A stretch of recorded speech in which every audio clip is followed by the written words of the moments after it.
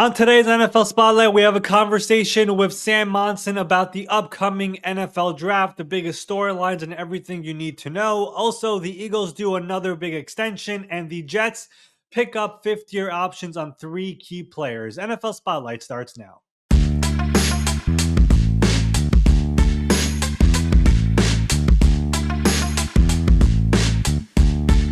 Welcome in. It is the Tuesday, April 22 edition of the NFL Spotlight Show. I am your host, Ari Meirov. The NFL draft is just a couple days away. It is very, very close. And on today's show, we have a guest here to talk about some of the biggest storylines and things you need to know about the draft that starts on Thursday night. We'll be joined by Sam Monson, co-host of Check the Mic.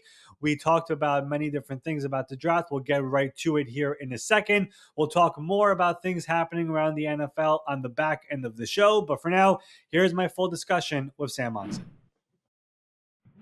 Joining me now here on NFL Spotlight, he is the co-host of Check the Mic here on the 33rd Team, a colleague, a friend. It is Sam Monson. Sam, what is going on as we are a few days away from the 2025 NFL Draft? Yeah, we're almost there. Draft season. I don't know about you, but it's one of my favorite times of the year. I think it's a lot of people's favorite time of the year because you get to traffic in hope. You know, we get to actually find out if our teams are going to add exciting players, who they're going to add. Like, this is when you really get to have some fun. That's exactly right. Every single fan of every single team from 1 to 32, every single team still has their original draft pick. They believe that they're going to get the next cornerstone for their franchise, and he will make the difference here in the 2025 NFL season. But Sam, I mean, I'm looking at this draft. I feel like there's a lot of consensus out there about what's going to happen from 1 to 10, maybe not in number 3, but like I feel like it should not be like that. And we're in for some surprises come Thursday night. And I kind of want to start with this because the biggest topic out there right now is Shedeur Sanders and where he's going to fall. It feels like he has the widest range of outcomes for him in particular. But putting Shedeur to the side for a second, are there any other players for you that feel like they have a wide range where you could see them going in the top 5, top 10, or you could see them going somewhere in the back half of the first round? Yeah, I mean, I think that second wave of quarterbacks are all a little bit like that, right? Once you get beyond Cam Ward, the consensus is all over the place. There are people that have Tyler Shook as QB2. There are people that have Jalen Milroe, Jackson Dart, Shedeur Sanders. So depending on where you are on those guys, I think you can make a reasonable argument that they should sneak into the first round, any of them. Like if the team in question thinks that they are a franchise guy, you can trade back into the first round, grab him. You could be Pittsburgh and grab him at 21, the same way they had to with Kenny Pickett if they don't get an answer at the position. But equally, if the team that likes that guy doesn't grab him or goes in a different direction, they might slide to the second to the third round. Like the Kenny Pickett year where mock drafts had Malik Willis going at the bottom of the first round and nobody took him, and he stood there waiting for rounds and rounds. So I think all the quarterbacks are in that kind of bucket once you get beyond Cam Ward. And then I think Luther Burden has a really wide range of outcomes as well. 2023 Luther Burden tape is a top 10 draft pick. Like that guy should be wide receiver 1 in this draft and going in the top 10 somewhere. But 2024 was not the same level of performance, certainly not the same level of production. And I think that brought with it some concern about, you know, his sort of attitude. Did he shut it down when things weren't going well? Did he really give it 100% every single rep, every single snap? I could see teams willing to overlook a lot and saying, look, the talent is so amazing. We're going to take this guy in the first round. We're just going to pretend he's that guy. But I could equally see teams being turned off by that, looking at the negative, saying, you know, we didn't see too much of the nuanced route running, too much of a broad route tree, and projecting him to the NFL level is too hard. And we're going to let that pass. And he could slide, you know, well into day 2. You know, Luther is a really good one because going into this college season, I think most people had him as potentially the number 1 wide receiver in this draft. And now looking at mocks, there are not many that have him even going in the first round. The receiver that everyone seems to have as the number 1 wide receiver, putting Travis Hunter to the side for a second, it seems to be Ted McMillan, but at the start of this process, he felt like a top 10 pick. He might still go in the top 10, but I've seen some people sliding him down to the 20s. Where do you sit with Ted McMillan and what he could be in the NFL? Yeah, I think him sliding a little bit is kind of a correction to where he should be based off his tape. You know, this is not as good a wide receiver group at the very top as it was a year ago. I don't think, again, Travis Hunter is his own unique thing, and I think Travis Hunter would be wide receiver one in this draft class if we didn't know anything about his cornerback tape. If all you saw was the wide receiver tape from Travis Hunter, I think he's the best wide receiver in this class. But I don't think any of the guys this year would rank it, certainly not in the top three from last year's group. And then wide receiver four from a year ago, Brian Thomas Jr., may end up being the best of the group. Like he might be the best player from that receiving class last year. But certainly the top three guys from a year ago are all a cut above this year's crop. And when I watched Tetairoa McMillan for the first time, you know, you're watching him with those guys in mind. And I'm like, I don't see that. You know, I think he's a good player. I think he's got first round ability. The size is great. I like him after the catch. He's pretty good at the catch point, though not quite the sort of savant some people are making him out to be. Like, I think he's a notable step down from somebody like Drake London, who had that calling card as well a couple of years ago. But I think he's a talented first round player, but I don't see that top 10, you know, truly elite level that he was being talked about initially. And I think the kind of slide as we've gone through the process from like top 10 player to more like 20, I think that makes more sense relative to where he should go. You know, I look around at this draft, and at the start, there was some talk about Ted being a fit for the Raiders at number 6. There's been a lot more buzz of Ashton Jeanty going to the Raiders at number 6. I have my mock coming out here later this week. I don't think I'm putting Jeanty to the Raiders just because they've been so upfront about it that I feel like they really are not going to do it. And I look at their GM with John Spytek, where he came from Tampa Bay, and how they were able to find running backs in the middle of the rounds, whether it was last year of Bucky Irving or Rashad White or whoever it is. It's just a deep running back class. Where do you have Ashton Jennings in this draft? Do you actually think it's the Raiders at 6? What do you make of all this late Jaguars buzz in number 5? How do you view him here in this draft, and where do you think he actually goes here? Genty's tough because he's one of the few genuinely blue chip players in this entire draft, you know. And the problem is he's a blue chip player at a position that has been devalued. And even with Saquon Barkley and Derrick Henry and what they did last season, it doesn't change all of the math when it comes to the running back situation. And you're right, it's an incredibly deep running back class. So there are going to be teams that look at this and say, we can come back on day 2, maybe even day 3, and get a guy that can come in and start. And he might not be Ashton Jeanty, but he can give you 80% of Ashton Jeanty for a fraction of the cost if you're talking about drafting him on day 3 relative to the top 10. And this is where it gets interesting with running backs. I tend to think about it a few ways. It's almost like a flow chart, right?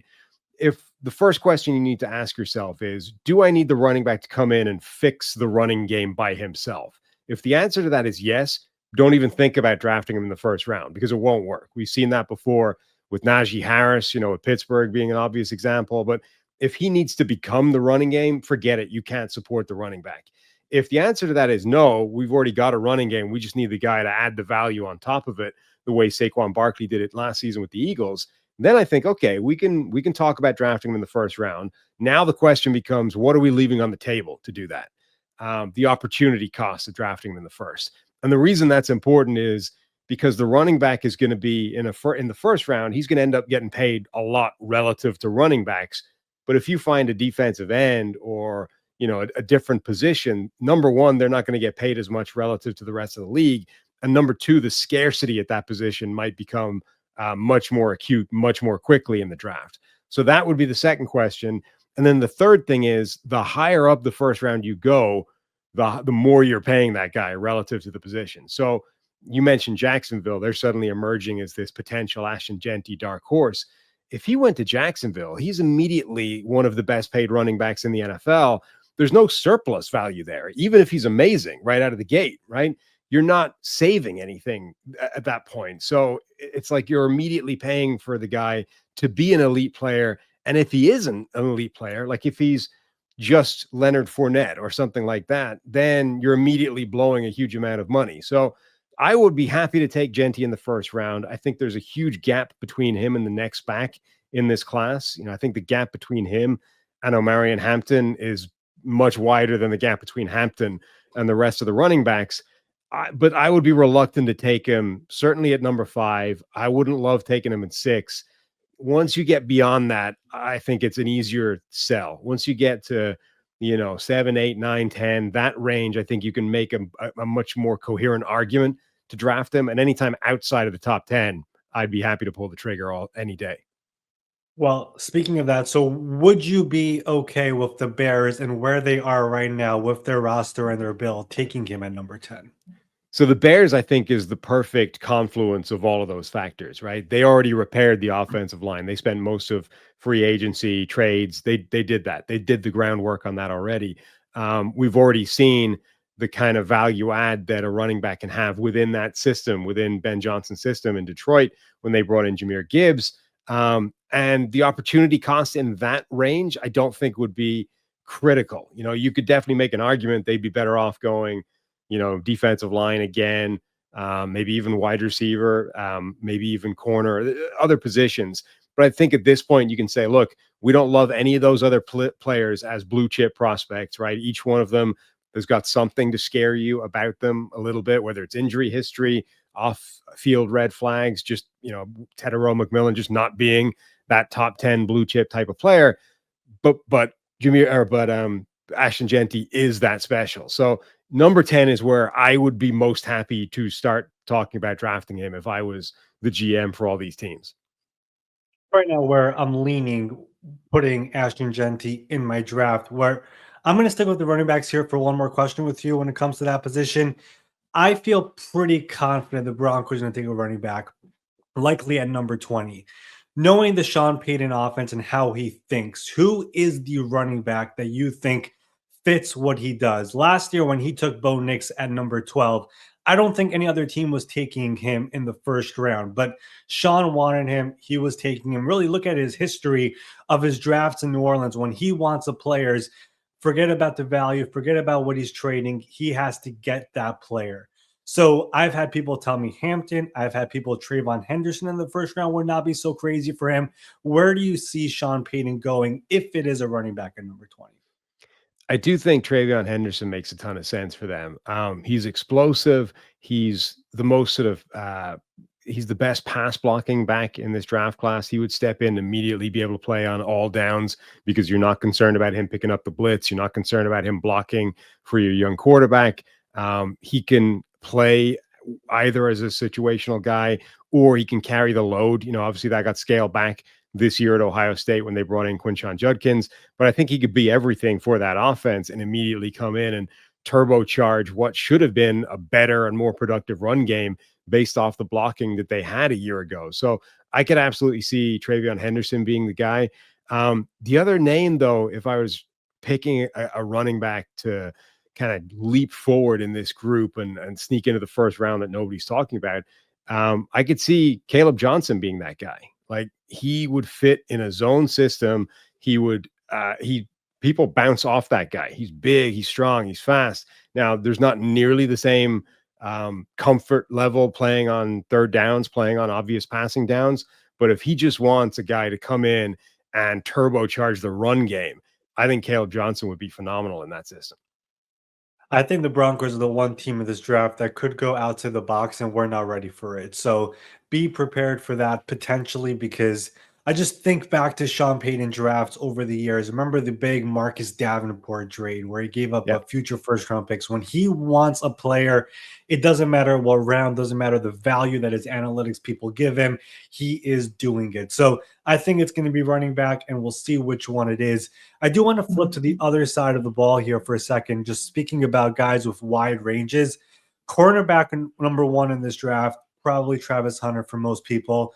That cornerback 2 is kind of up for debate. I think most people in the media have Will Johnson. Is that what you have as well? And what do you see with Will Johnson? Because he's kind of similar to some other players in this draft where his 2023 was better than 2024. Yeah, so again, there's once you get beyond those top guys, there's everyone's got a red flag of some description, just something to make you a little bit leery about them. And in some players' cases, it's a few different things. So with Will Johnson, obviously you've got the injury, you've got the fact that he didn't play his best ball this season, even before the injury. The other thing, though, is I think we now have to start talking about him as concerning athletic profile. We're not going to get the 40 time on him deliberately, I think. But also the other drills were not good either. So it's not like we're talking about someone who knocked it out of the park in terms of change of direction stuff, short shuttle, three cone. The three cone, the short shuttle, those were 13th percentile or worse, which is not good for a cornerback who wants to trade off that movement skills. And when you watch people talk about his pro day, they were talking about fluidity of movement. And I think his sort of functional movement skills for the cornerback position are really good. He is a fluid athlete at 6'2", 200 pounds, but those change of direction numbers, that athletic profile matters. And if he's a guy that can't run faster than a 4.5 and his change of direction numbers are actually not good, there are NFL wide receivers that will leave that in the dust, and that's going to be concerning for anybody, regardless of where you are in his overall tape, regardless of where you are on his injury history. So, look, I think within zone schemes in particular, his eyes are great. His reaction skills are great. His read ability is fantastic. He can read route concepts, but also read the quarterback's eyes, read what the offense wants to do. If I'm running a zone system, I'm pretty happy with putting Will Johnson in there. I would be less happy about it if I ran a lot of man coverage. And depending on what you're looking for, you can make the argument that Jahdae Barron from Texas is cornerback 2 in this class. Now, wouldn't be for everybody, and that's the problem with ranking corners in a vacuum, right? It's very important what scheme you're running, what order you're going to have these guys in. But I think you can definitely make the argument that Barron would leapfrog Will Johnson in some systems.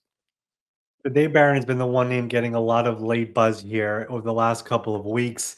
Some people have mentioned the Jets and Aaron Glenn and how much he would fit with that team. Is number 7 too high for them? But I think a lot of people have just put Will Johnson as cornerback number 2. And I think the NFL really has a bunch of different boards when it comes to that. And Yep. Will, I got one person giving me the analogy of Derek Stingley. Also, his freshman year was unbelievable at LSU. The next couple of years were not the same.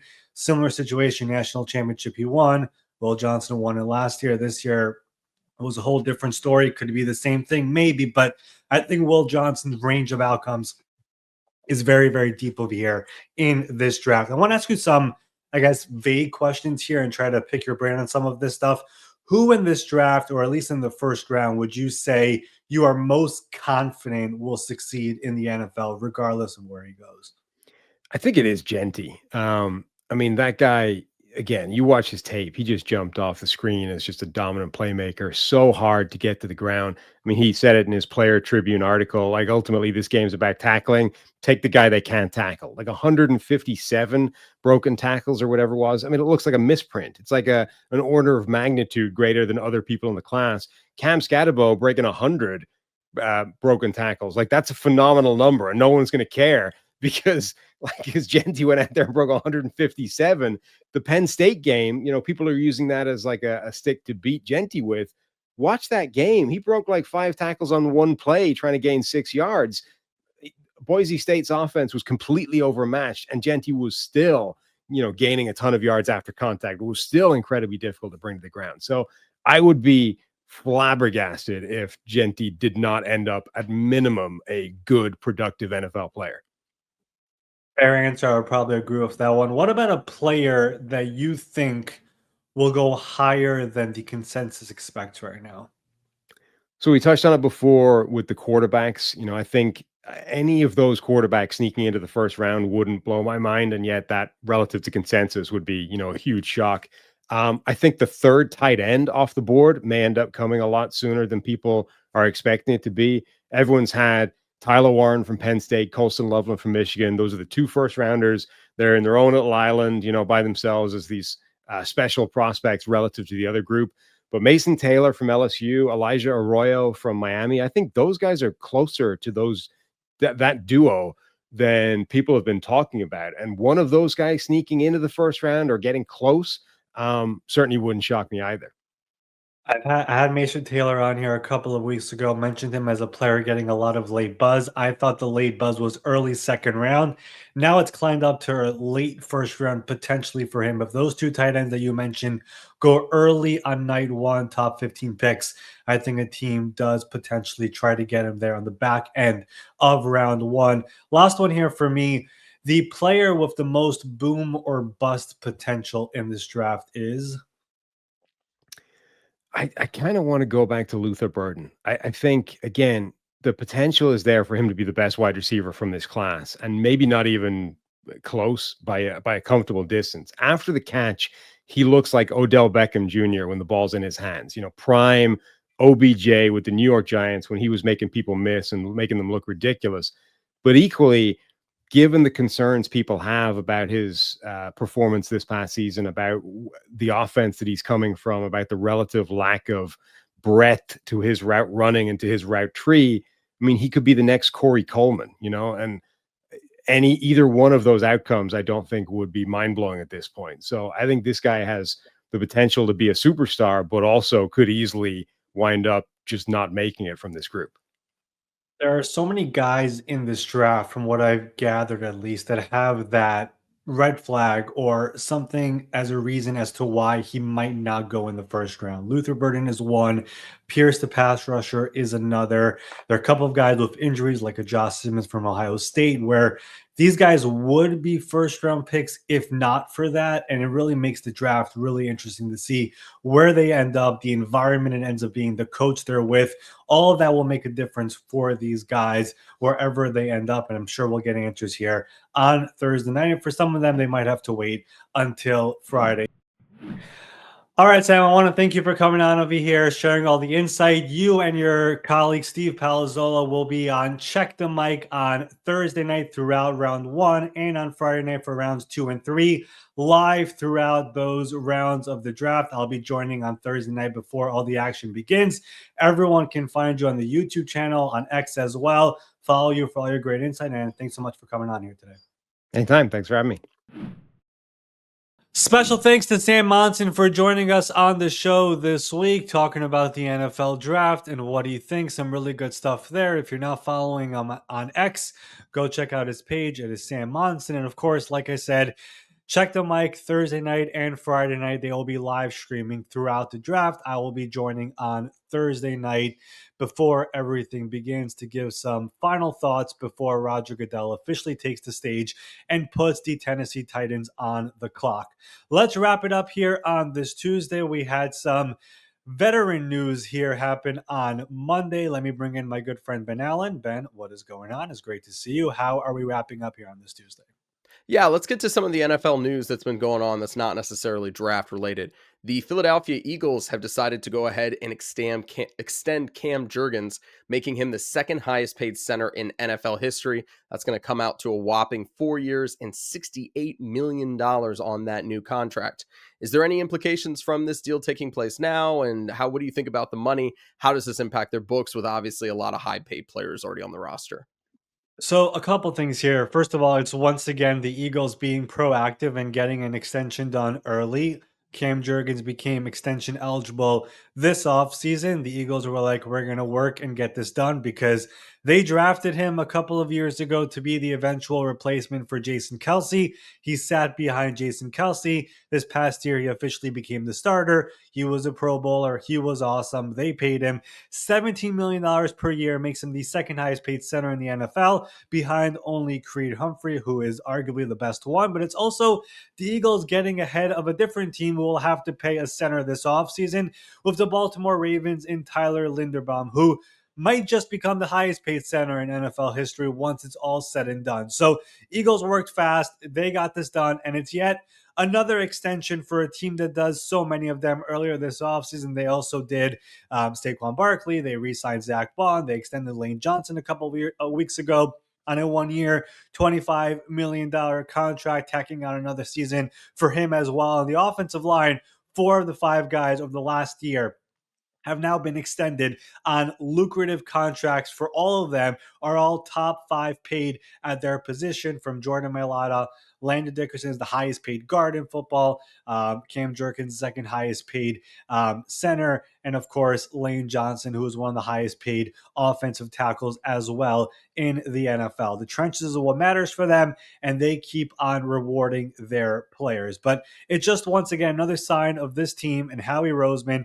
First of all, just drafting Juergens when they did, when Kelsey still had a couple years left, they knew it was coming to the end. They didn't want to have a situation where they didn't have anyone on the roster. They took him and had him on the bench. And of course, now paying him right away before the market potentially reset once again. They get it done. He's under contract. And this is what the Eagles do. They pay their players. They do manipulate the cap by spending a lot of cash and basically making the cap numbers lower in the beginning years of the contract. But if you have an owner that is willing to do it, and if you're a team that year in and year out has success like the Eagles do, and of course winning the Super Bowl this past year, as an owner, Jeffrey Lurie is perfectly fine with doing that, and he keeps on allowing Howie Roseman to pay all his players. They definitely pay more money in cash every year than the salary cap is, but there's ways of making it happen. Every team could do it, and the Eagles have an owner who is perfectly fine with doing it. Well, one team that is trying to find more sustained success is the New York Jets. They have decided to take one of those first steps by picking up the fifth-year option on three of their young players who have had promising starts to their career with Sauce Gardner, Garrett Wilson, and Jermaine Johnson, all of which will now be under contract through 2026. What do you make of these deals, and do you imagine that there will be some extensions taking place in the near future? Yeah, so all those players are extension eligible. Jermaine Johnson, one of those players you mentioned, tore his Achilles back in week 2 of this past season. I don't think it would make sense for this new regime to extend them coming off that injury. Keep in mind, by picking up a fifth-year option, which you must do after a first-round pick finishes his third year in the NFL, it's fully guaranteed no matter what. So these players also are now extension eligible. So I do think they're going to start working on Sauce Gardner and Garrett Wilson. No guarantee gets done, but by picking up the fifth-year option, you now have them under contract for the next 2 years, the fourth year of their contract, and this fifth-year option. A fifth-year option, for people who don't know, there's a deadline that is on May 1st for when you have to decide if you're picking it up or declining it. If you decline it, the player is going into the final year of his contract this upcoming season. If you accept it, you tack on a year, and the value for each player is different. There's different structures of which category a player falls into. There's a basic category, there's a playtime category, there's if you made one Pro Bowl category, and there's if you made two Pro Bowl category. And that's basically how the values are set. We could talk deeper about how it all works on a future episode, but every single team who made first round picks in the 2022 NFL draft, they must decide on their players by May 1st, which is about a week after the NFL draft. Some teams have already told us what they're planning to do. The Jets did it on Monday by announcing Sauce, Garrett Wilson, and Jermaine Johnson. The Jaguars have already picked up Trayvon Walker, who was the number 1 overall pick in that draft. There's going to be some other no-brainers out there who will for sure be picked up, like an Aiden Hutchinson, for example, or a player like a Tyler Smith in Dallas, or a player like Kyle Hamilton in Baltimore. But there are some really, really interesting ones that are truly up in the air, and we'll kind of mention some of them here on the show today. I look at a player like Kayvon Thibodeau, who was the number 5 overall pick in that draft. $14.7 million is his fifth-year option. If the Giants draft Abdul Carter at number 3, what does that mean for his fifth-year option? I think that one is a very interesting one there coming up. Ike Ekwonu, the Carolina Panthers offensive tackle, pick number 6. His option is $17.5 million. He's had his highs, he's had his lows. Is that too high for this for this regime with Dan Morgan and Dave Canales? That is a very interesting one. There's some obvious ones that will be declined. Evan Neal has now worked out for the Giants so far. I think he's a potential trade candidate going into the NFL draft this week, but his will for sure be declined. But you go down the list, a player that probably is very, very interesting and is one to watch. We kind of mentioned it before. Probably Tyler Linderbaum in Baltimore. Centers, when you look at the highest paid center, it's $18 million. Tyler Linderbaum's fifth-year option, it comes in at $23.4 million. The reason why it's so high is because he has made more than one Pro Bowl so far in his career. As a result, his total value of his fifth-year option is the max that it could be, $23.4 million. I don't think Baltimore is going to pick that up. I think they're going to decline it. That means he is entering the final year of his contract this year. And I think the intention is going to be to try to get an extension done before he starts this upcoming season on the final year of his contract. I would imagine his goal is to become the highest paid center in NFL history. But those are some of the players out here who have their fifth-year options. There are some other ones out there that I think are also no-brainers that I didn't mention. A George Karlaftis in Kansas City, a Trent McDuffie in Kansas City. Those players are all obvious, but there's a bunch of guys here. I'm looking back at this 2022 NFL draft. A lot of I will take disappointments here in this draft. Dax Hill, Cole Strange. You look down Khair Elam, who was just traded this offseason, Kenny Pickett, Treylon Burks, Jahan Dotson, Kenyon Green. All those players are more than likely, Evan Neal, are more than likely going to have their fifth-year options decline, and they will be entering the final year of their contract. So again, May 1st is the deadline to officially decide if you're accepting or declining it. And those are all the players here, or some of the players here, who some of these teams are going to have to decide on by that date. And we'll certainly be covering all of those transactions here on NFL Spotlight, which by hitting subscribe, as you see here on this giant bar below my head, is going to enable you to be able to find out everything that's going on. Hit subscribe, YouTube, Apple, Spotify. Do it. You definitely should do it. It is free. And just going back to the fifth year option thing for a second, just looking at this 2022 class, and as we go into this 2025 class here, going in a couple of days, there was so much hope for all these players who were picked. And now looking back at it a few years later and how many disappointments there are, it just tells you the NFL draft, it's a true crapshoot. Half the picks are good.